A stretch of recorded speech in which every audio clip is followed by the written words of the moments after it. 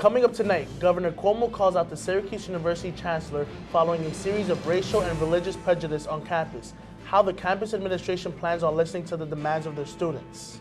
The 2 guards on duty during the death of Jeffrey Epstein are being charged, more on where they were during his time of death.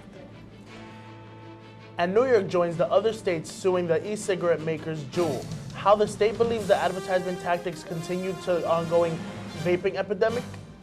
WTOP 10 Nightly News starts now.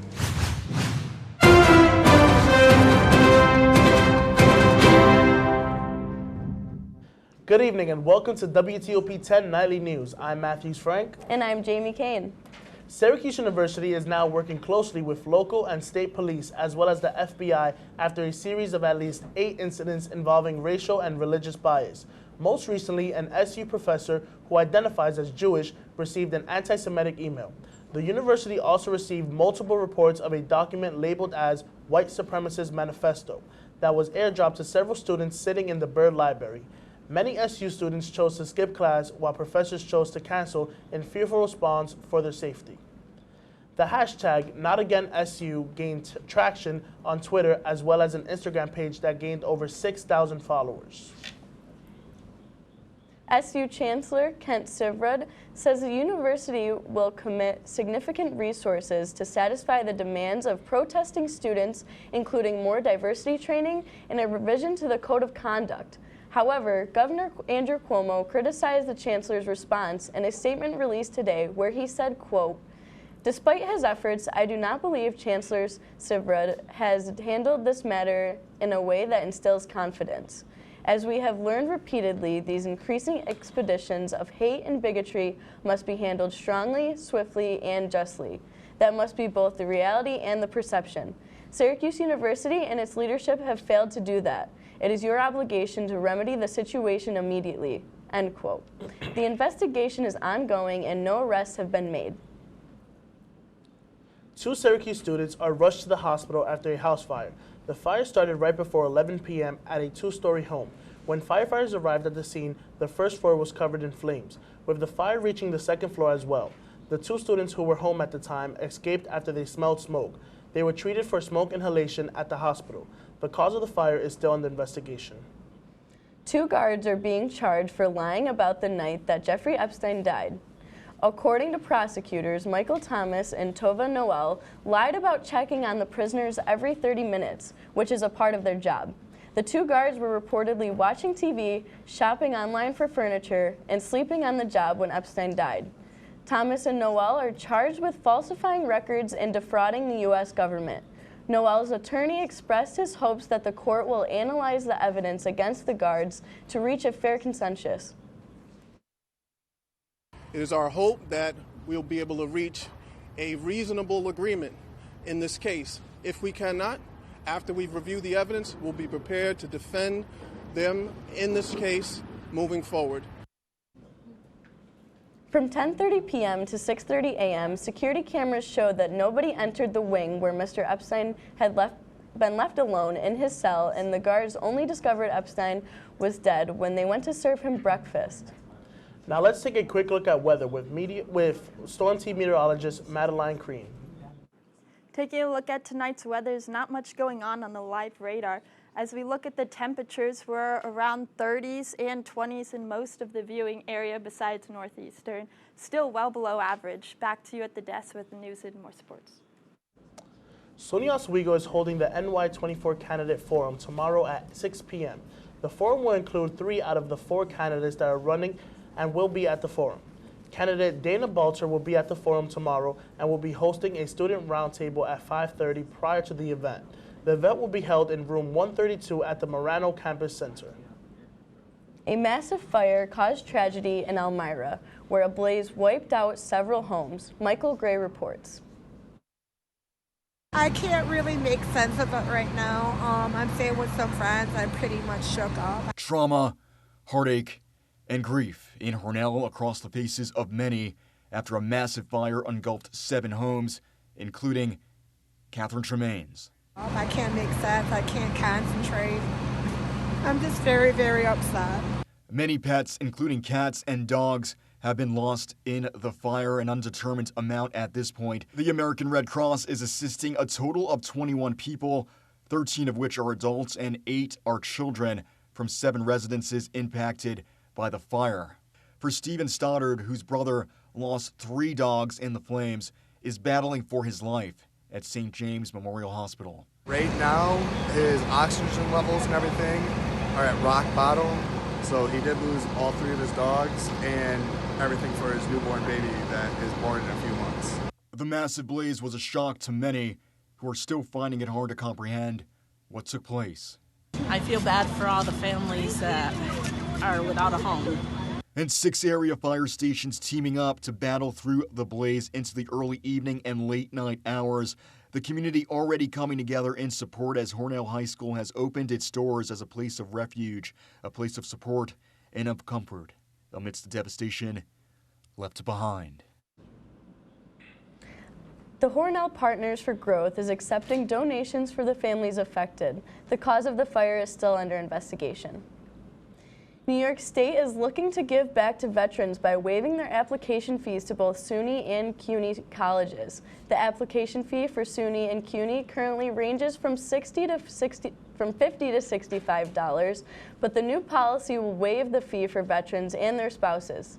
A spokesperson for Governor Andrew Cuomo said that the governor's office will also push for the community colleges to apply the policy as well. Syracuse has recently lost a free clinic that has served communities for the last 12 years.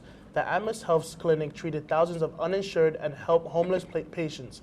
The clinic was operated by Dr. Lynn Beth Satterley, who left the clinic because she was spending more time handling administrative issues than she did with patients. The Cathedral of Immaculate Conception, which sponsored the clinic, has said they might reopen if they can find a retired doctor to run it.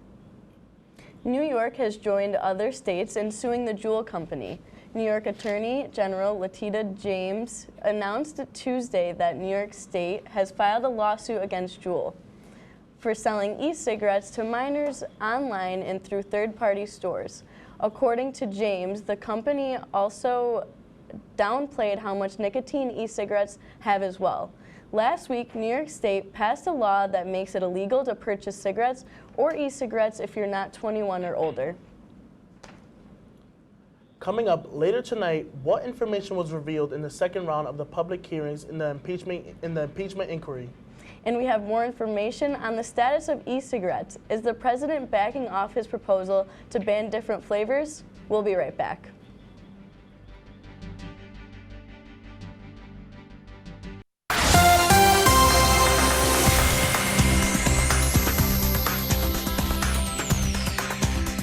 Welcome back from the break. I'm Storm Team 10 meteorologist Madeline Crane.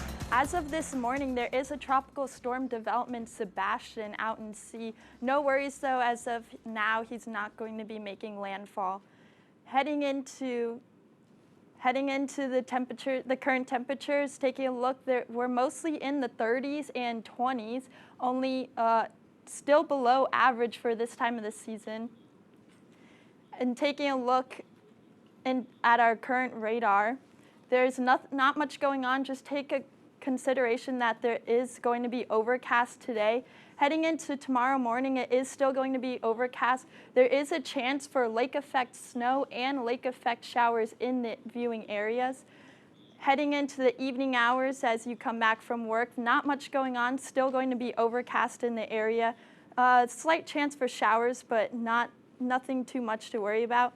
As you head into the morning hours of Thursday is when we're going to start seeing more rain. Going into the evening and the weekend, there's going to be some lake effect rain. It could possibly turn into snow. As of right now, it's rain.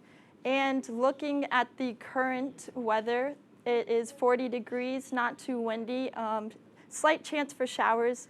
And going into our 7-day forecast, we are in the highs of 40s and the lows of 30s. Going into the weekend, we do have a chance for showers. It increases and then it will go into next week. Back to you with the more news and sports.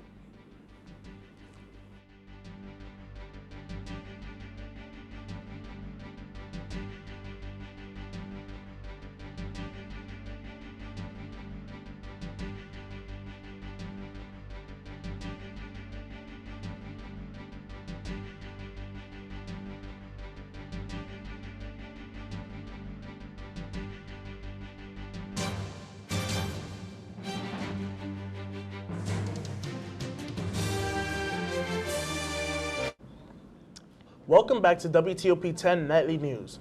In a new round of impeachment inquiry testimony, National Security Aide Lieutenant Colonel Alexander Vindman told lawmakers President Trump's push to investigate former Vice President Joe Biden on a July phone call was inappropriate and that he knew without his hesitation to report it.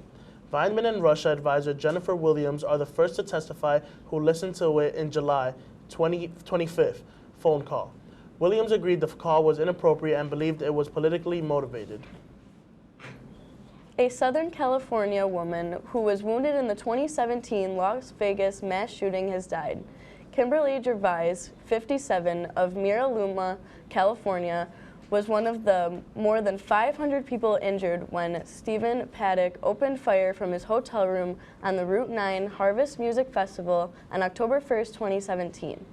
58 people were killed in the attack, making it the deadliest mass shooting in modern U.S. history.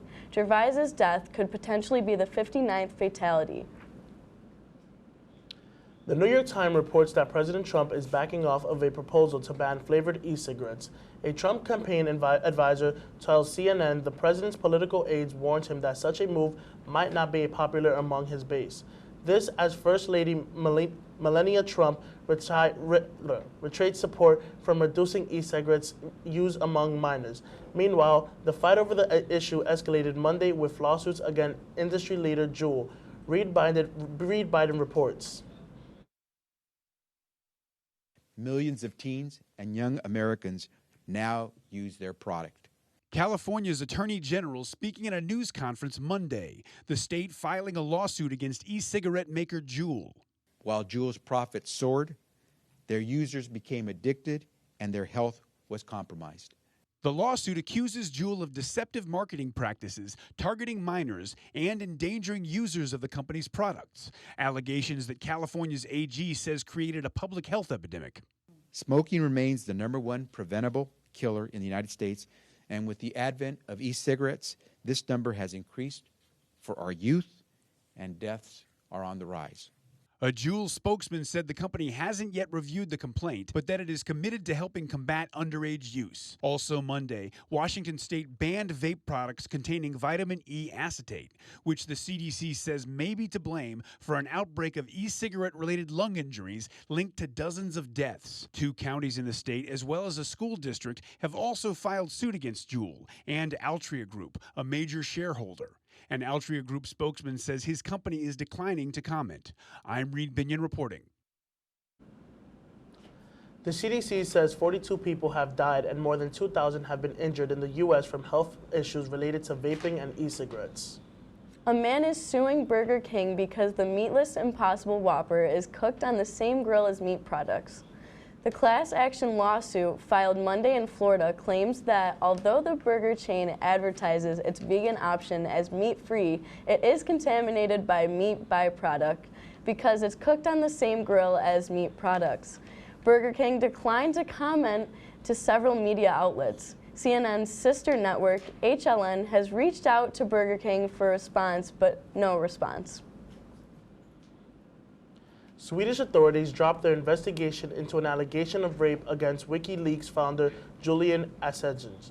According to persons, it was discontinued because the evidence was weakened due to the long period of time that has been elapsed since the events in the question.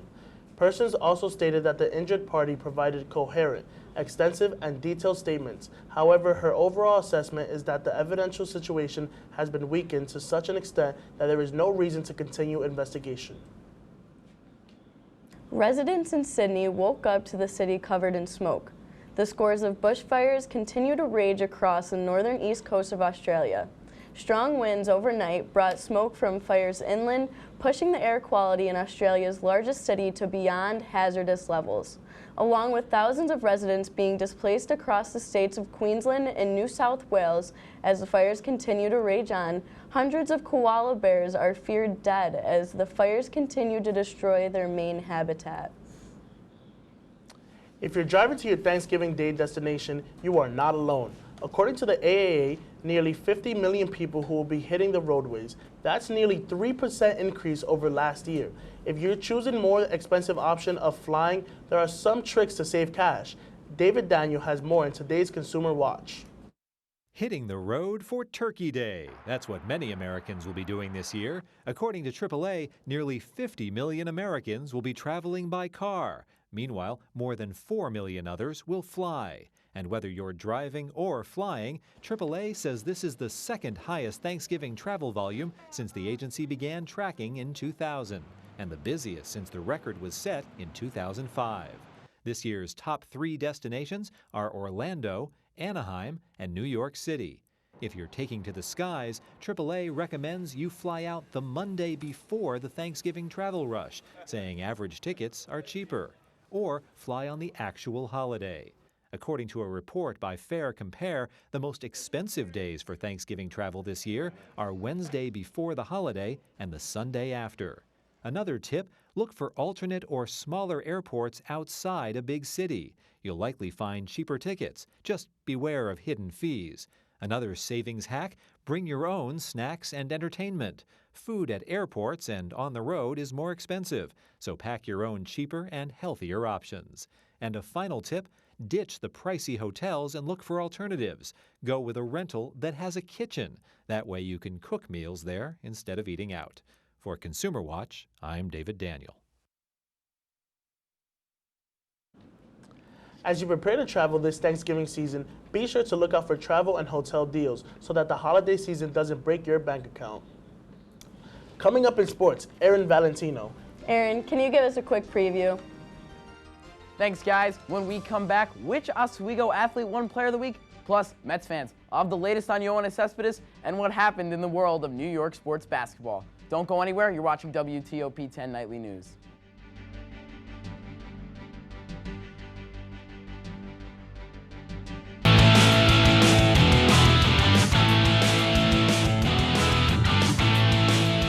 Welcome back to WTOP 10 Nightly News. I'm Aaron Valentino with your sports update. Oswego State women's hockey forward Amber Thomas has been named New HL Player of the Week. Thomas tied the Lakers' record for points in a game with 5, scoring twice and assisting 3 others in a 6-2 win over Buffalo State. She wrapped up this week, adding 2 more points in a tie against Cortland. The Lakers are back in action this Friday against Canton. Switching now to women's basketball, as tomorrow the Oswego State Lakers will also face Canton and look for their second win of the season. The Lakers come into this one 1-2 on the season and coming off a win versus SUNY Morrisville. For Canton, they've had a rough start to the year, going 0-4. Tip-off for this one is at 7 o'clock in Maxfield Gymnasium. Today, Mets minor league hitting coach Endy Chavez posted a video on Instagram of Mets outfielder Yoenis Cespedes taking batting practice in Port St. Lucie. 20 minutes later, the video was taken down by Chavez. Cespedes has been out for over a year with multiple ankle surgeries, and there has not been much talk on a return. When Mets GM Brodie Van Wagenen was asked about Cespedes earlier this year, he said, quote, "There's not enough information to predict when he's going to be back." Moving back to basketball, as last night the Brooklyn Nets lost to the Indiana Pacers by a score of 115-86. With no Kyrie Irving, Spencer Dinwiddie tried his best to carry the Nets, dropping 28 points in the contest. The Nets are now 5-8 on the year and have dropped 4 of their last 5, sitting 9th in the Eastern Conference. Their next game is tomorrow against the Hornets at 6:30. Now let's go to Madison Square Garden to see how the Knicks fared last night. And there you see Julius Randle and Jordan Clarkson. We're going to start off R.J. Barrett. He's going down the court. He floats that one up, and Julius Randle, he'll tip it in. It was a big night for Julius Randle, and you're going to see some more highlights now. DSJ driving in under the baseline, but it's to Randle in the corner. He's got it, 4-3. Then it's Randle off the inbound, driving in, splits the defense, goes up on the layup, and lays it in. Julius Randle having a monster game, and then for 3, again, beyond the arc. He's got it. That's an easy one. Randle would finish this one with 30 points and 4 assists. A great night for him. And then here's one of those assists. R.J. Barrett, the rookie, for 3. Bang. It's too easy. It's all Knicks in this one. And here's Marcus Morris driving up, pulls up, and he's fouled. And 1 for Marcus Morris. He also had a big night. 23 points and 6 rebounds. Here's Randle again, driving up, pulls up, easy, mid-range. A big night for Julius Randle and a big night for the Knicks. They're going to go on to win this one 123-105. Well, today the Oswego Sub Shop celebrated 50 years of serving the community. The restaurant was opened in 1969 by Clark Pops Green and has continued to be a staple in Oswego since then. The Sub Shop offers a variety of food such as the Empire Sub, chicken wings, various soups, and 65 different subs, wraps, and sandwiches. This accomplishment was even celebrated by Mayor Billy Barlow, who visited the sub shop today to congratulate the Green family. So what are you guys' favorite subs from Sub Shop? I like a classic Al Roker with the works. It's it's always a good one. Always a good one to go to. My go-to is buffalo chicken, but that's just always a perfect choice for me. I don't like the subs. The wings slap. The wings are really good. The wings are really good. Baby Shark will be swimming upstate in May of 2020. The Baby Shark Tour will have 3 shows in upstate in Albany, Rochester, and Syracuse. The show will play at the Kodak Center for Performing Arts in Rochester on May 26th, the Palace Theater in Albany on May 27th, and at the On-Center Course Heinz Theater on May 28th. Tickets for the show go on sale Friday at 10 a.m. at Ticketmaster.com. Well, that's all for tonight. Be sure to stay tuned for Nerd Herd. Thank you for watching. Have a great night, everyone.